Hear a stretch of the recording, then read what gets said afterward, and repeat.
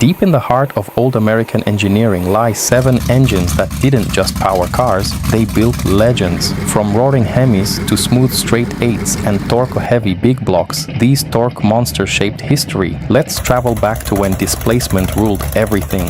Chevrolet 572 Big Block V8 since the late 1990s and still offered today. If the Flathead is old school V8, the Chevrolet 572 Big Block is pure modern excess. This is GM Performance saying, what happens if we just turn everything up? The 572 is a 9.4-liter monster based on the classic Mark IV Big Block architecture, sold as a crate engine for drag cars, pro street builds, and insane resto mods rather than any factory production car. Displacement is the headline. 572 cubic inches, achieved with a massive 4.560-inch bore and a 4.375-inch stroke in a tall deck iron block with 4-bolt mains. On top sit big rectangular port aluminum heads, a single plane intake, and either an 850 cubic feet per minute or Dominator-size carburetor depending on version.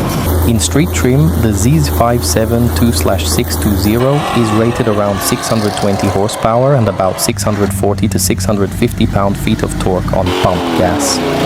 Step up to the Z572/720R race version and output jumps to about 720 horsepower and nearly 700 pound-feet, but now it wants race fuel and a drag strip. 255 Flathead V8 1948 to 1953. The 255 Flathead V8 is the last and strongest evolution of Ford's legendary side valve engine. While Ford had been building Flathead V8s since 1932, the 255 cubic inch version arrived in the late 40s, aimed at Mercury's bigger, heavier cars and heavy-duty Ford trucks.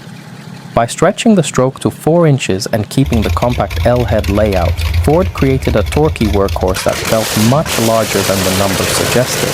Rated around 110 to 125 horsepower depending on year and tune, the 255 was never about top-end power. What made it special was the fat torque curve at low RPM. With modest compression ratios in the high 6 to low 7 to 1 range, it could happily run on the poor post-war fuel of the time and still haul big sedans, farm trucks, and early hot rods without complaint. Buick 322 Nailhead V8 1953 to 1956. The Buick 322 Nailhead V8 is one of the coolest looking engines Detroit ever built. Introduced in 1953, it replaced Buick's aging Straight-8 and powered big Roadmasters, Supers, and Centuries through the mid-50s. Officially, it was called the Fireball V8, but enthusiasts quickly nicknamed it the Nailhead because of its small diameter, vertically oriented valves that looked like nails.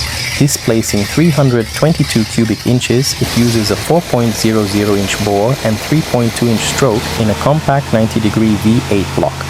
In period, power figures varied from the mid-170 horsepower range up to over 230 horsepower in the hotter versions, with torque figures often exceeding 1 foot-pound per cubic inch, impressive for the early 50s. Chevrolet 366 tall deck truck V8 from the 1960s until 2004.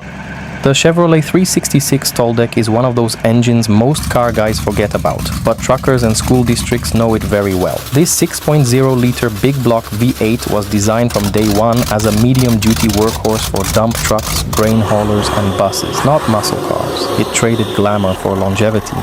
At 366 cubic inches, it uses a relatively small 3.935-inch bore and a 3.76-inch stroke, sharing the basic Mark IV big block architecture but with a taller deck height, about 0.4 inches taller than standard car big blocks like the 396 or 454.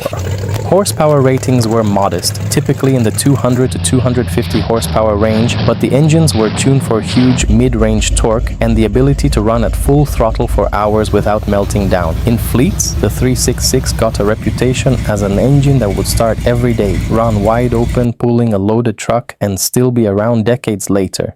Pontiac 400 V8 1967 to 1978. Pontiac's 400 cubic inch V8 is one of the core engines of the muscle car era. Introduced in 1967 as a bored-out version of the famous 389, it became the go-to performance engine for GTOs, Firebirds and big Pontiacs right through the late 70s. While other GM divisions constantly shuffled displacements, Pontiac stuck with the 400 and kept refining it.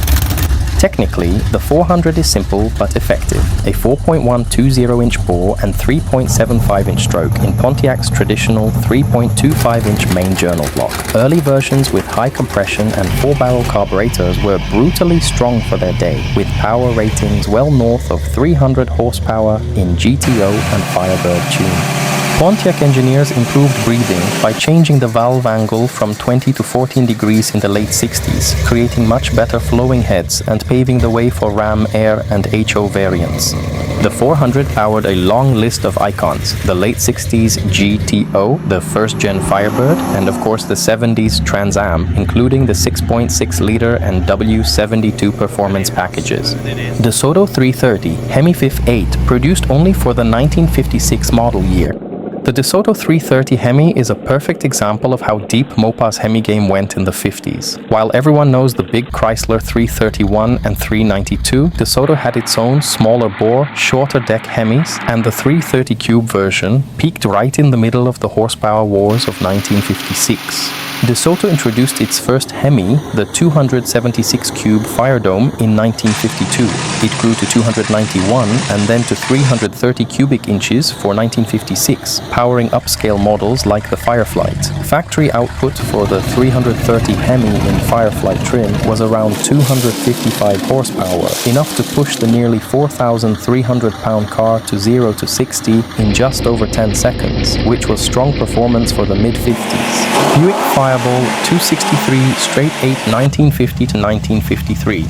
To close the list, we go back to pre-V8 Buick power, the Fireball 263 Straight-8. Before the Nailhead V8 arrived, Buick's signature move was a long, smooth inline 8 with overhead valves, used in various displacements from 1931 onward. The 263 Cube version was the final evolution of the small block Straight-8, built from 1950 to 1953 and used mainly in Series 40 and 50 cars.